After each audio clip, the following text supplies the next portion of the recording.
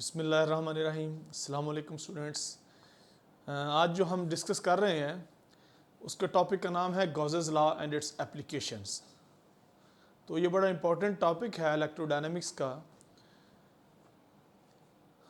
इसमें हम जो सबसे पहले देखेंगे कि इलेक्ट्रिक फील्ड जो हमने डिफाइन किया था at a point R due to a point charge Q located at the origin, यानी हमारे पास एक गॉसियन सरफेस, एक सरफेस हम कंसीडर करते हैं और सरफेस का ओरिजिन है सेंटर में, तो वहाँ पे कोई पॉइंट चार्ज क्यू पड़ा हुआ है और उसका डिस्टेंस पॉइंट ऑफ ऑब्जर्वेशन से आर है।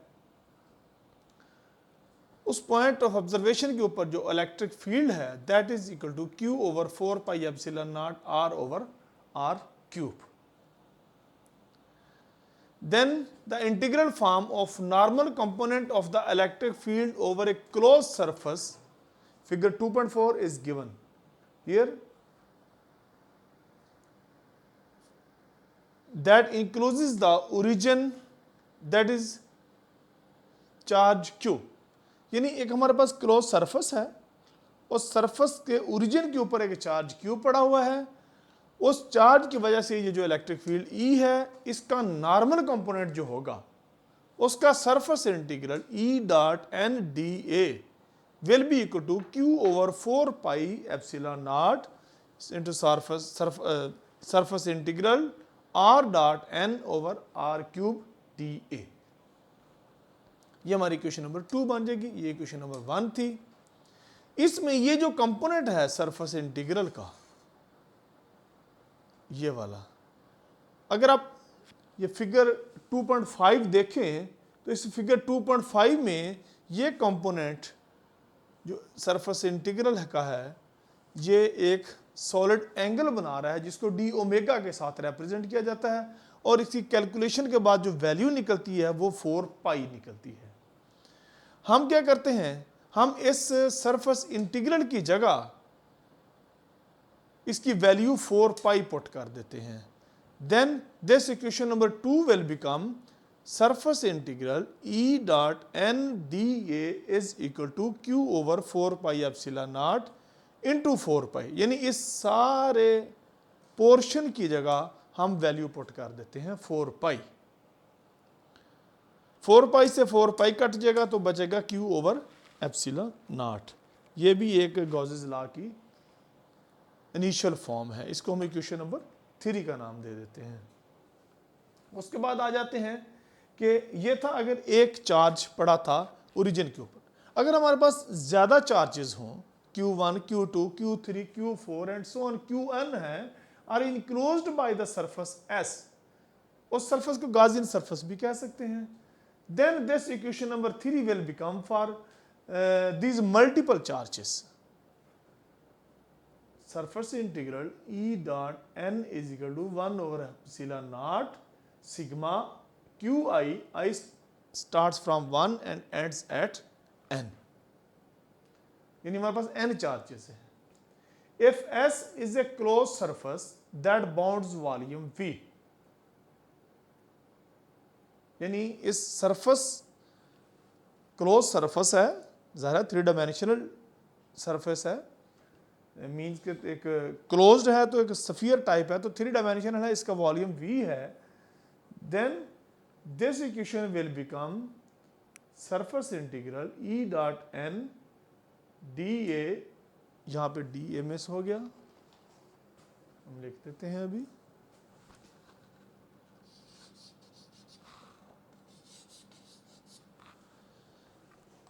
Is equal to 1 over epsilon naught volume integral rho dv.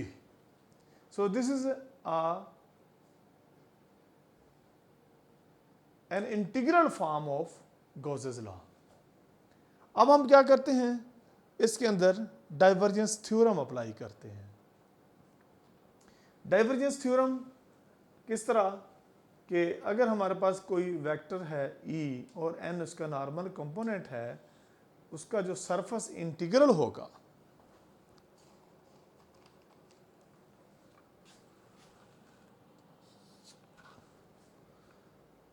यानी surface integral E dot n dA will be equal to, applying the divergence theorem, D dot E यानी इसका electric field का और operator del का यहाँ पे dot product into dV volume integral, ये divergence theorem आ गया। इस वैल्यू को E डॉट एन की वैल्यू को हम इक्वेशन नंबर 5 के अंदर पुट कर देते हैं, तो इस सरफेस इंटीग्रल की जगह ये volume integral del dot E dV आ जाएगा हमारे पास।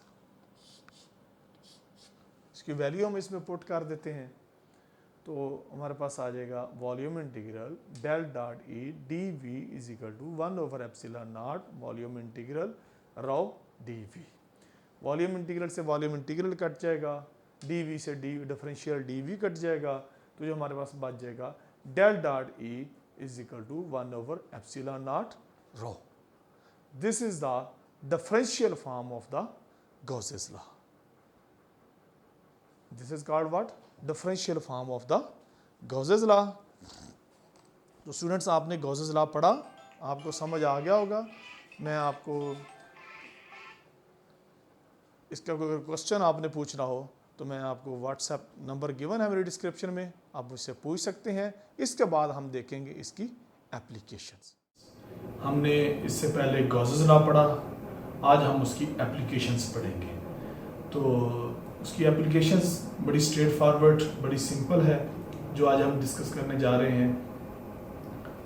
तो सबसे पहले हम एक इसका केस कंसीडर करते हैं कि हमारे पास एक लाइन चार्ज डेंसिटी है। We consider a very long line charge of charge density lambda. हमने शुरू में डिफाइन किया था, 3 तरह की चार्ज डेंसिटी थी। एक थी line charge density, charge per unit length, surface charge density, charge per unit surface area, और volume charge density, charge per unit volume.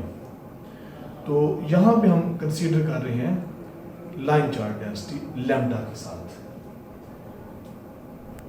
And this is shown in figure 1, how we construct a cylindrical surface in which the charge is placed along a line at the interior of the surface. तो इसमें हमने find out करना है कि electric field outside the cylinder क्या होगा, और Gauss's law को जब अप्लाई करेंगे उसकी क्या फॉर्म बनेगी। From this figure 1 it is clear that electric field is radial and independent of both positions along the wire and angular position around the wire। यानी कि जो इलेक्ट्रिक फील्ड है वो रेडियस ऑफ द सिलेंडर, इसके along इसकी direction है, ना तो वो एंगल पे डिपेंड कर रही है और ना ही वो पोजीशन अलोंग द वायर, यानी कि आप जिस डायरेक्शन में हमने वायर रखी हुई है जिसके ऊपर चार्ज स्टोर है इनसाइड द सिलेंडर, ना उसकी पोजीशन पे डिपेंड करती है ना एंगल पर डिपेंड करती है। यानी इलेक्ट्रिक फील्ड जो है, जो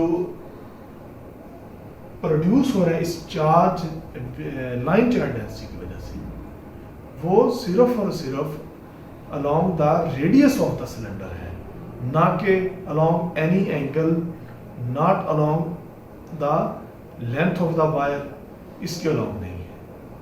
तो it makes very simple to the case. The circular ends contribute nothing. यानी अगर ये हमारे पास कोई सिलेंडर है तो सिलेंडर का जो ये सर्कुलर एंड और ये वाला सर्कुलर एंड, इसमें से कोई इलेक्ट्रिक फील्ड प्रोड्यूस नहीं होता।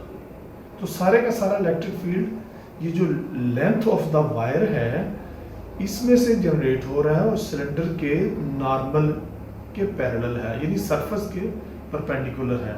तो मैं अगर एग्जांपल दूं आपको तो यूं है, ये इलेक्ट्रिक फील्ड होगा, ना कि यूं होगा। इसका मतलब ये हुआ कि ये जो एंड्स हैं वायर के, ये हमें कोई इलेक्ट्रिक फील्ड प्रोवाइड नहीं करते। तो इलेक्ट्रिक फील्ड कहाँ से प्रोवाइड होता है? Along the radius of the cylindrical surface, but cylindrical surface contribute 2 pi RL ER। तो यानी कि एंड्स की नहीं बल्कि सर्कुलर सरफेस से हमें कंट्रीब्यूशन मिलती है इलेक्ट्रिक फील्ड को। कितनी होती है? 2 pi R L E R. तो ये हम अप्लाई करते हैं गॉसेस लॉ के अंदर। अगर हम गॉसेस लॉ को इस सिनेरियो के अंदर देखते हैं, क्योंकि हमने पीछे डिफरेंशियल फॉर्म भी इसकी पढ़ी है, इसकी इंटीग्रल फॉर्म भी पढ़ी है, तो इस सिनेरियो के अंदर अगर हम गॉसेस लॉ को देखते हैं, then Gauss's law becomes 2 pi R L E of R is equal to lambda L over epsilon naught. इसमें एल क्या है? लेंथ ऑफ द वायर है। आर क्या है? Radius of the cylindrical surface है। और ई आर इलेक्ट्रिक फील्ड है जो अलोंग द रेडियस है। ये जो सबस्क्रिप्ट ई आर है ना, इस आर है, इस सबस्क्रिप्ट का मतलब ये होता है कि electric field along the radius of the cylinder is equal to lambda L over epsilon naught. Lambda हमने कहा लाइन चार्ज डेंसिटी है, एल लेंथ है और एप्सिलॉन नॉट परमेबिलिटी है।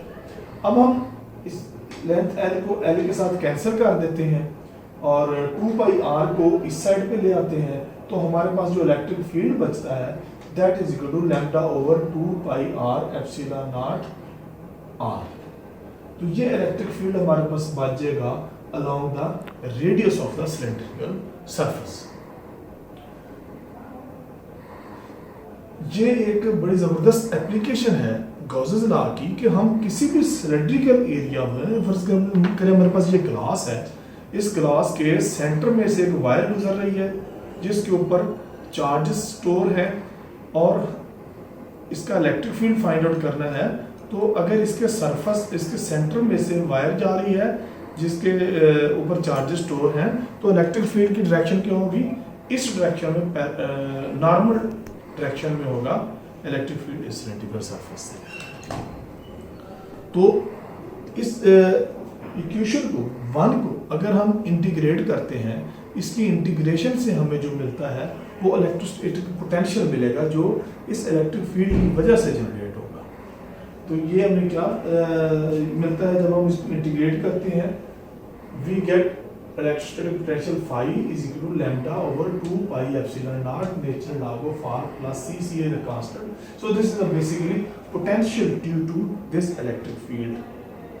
जिन्हीं के पीछे हमने लेक्चर्स में इलेक्ट्रिक फील्ड भी पढ़ा कि किस तरह जनरेट होता है और इलेक्ट्रोस्टैटिक पोटेंशियल भी पढ़ा क्या होता है।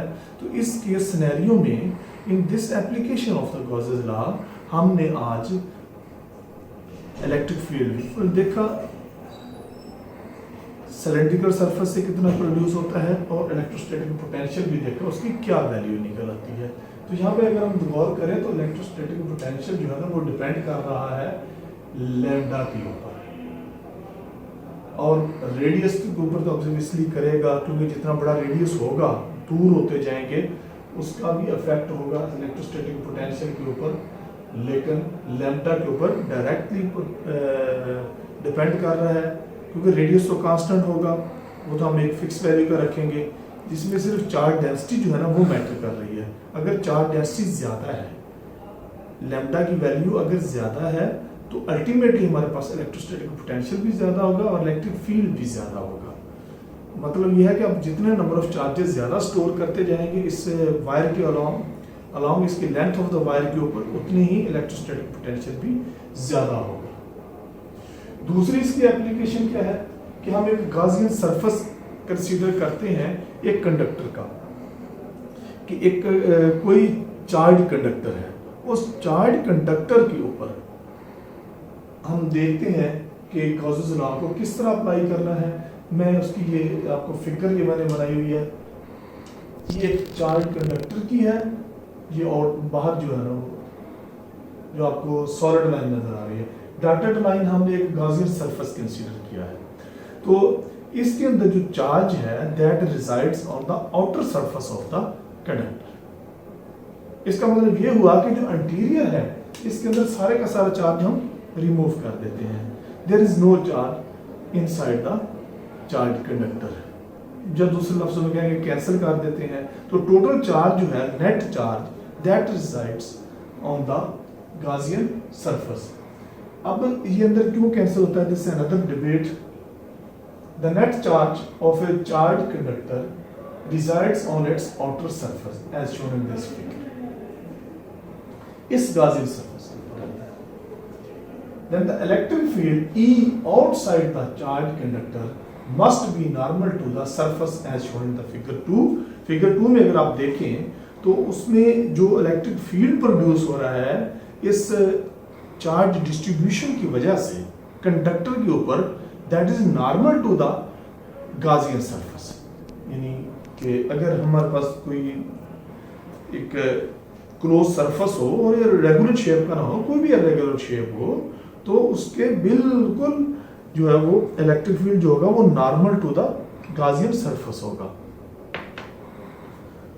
तो इस तरह के केस सिनेरियो के लिए जो फिगर 2 है उसके लिए अगर आप अप्लाई करते हैं गॉसेस लॉ को और ये कंसीडर करते हैं कि उसके ऊपर जो चार्ज डेंसिटी है वो सिग्मा है, यानी सरफेस चार्ज डेंसिटी है। If sigma is a surface charge density for this Gaussian surface, then we apply the Gauss's law, that become E delta S is equal to sigma over epsilon not into delta S। Delta S से delta S cut जाएगा तो हमारे पास क्या बचेगा, electric field E is equal to sigma over epsilon not. So this is basically the electric field just outside the conductor, यानी इस conductor के सरफेस के बाहर कितना इलेक्ट्रिक फील्ड होगा, sigma over epsilon not. Epsilon naught इसमें constant है, sigma इसमें क्या है, सरफेस चार्ज डेंसिटी है। फिर बात वहीं पे आ गई कि जितना सरफेस चार्ज डेंसिटी ज्यादा होगी उतना ही electric field outside the conductor भी ज्यादा होगा। तो ये है इलेक्ट्रिक फील्ड और ये वेक्टर फॉर्म में होता है, इसको हम वेक्टोरियल फॉर्म।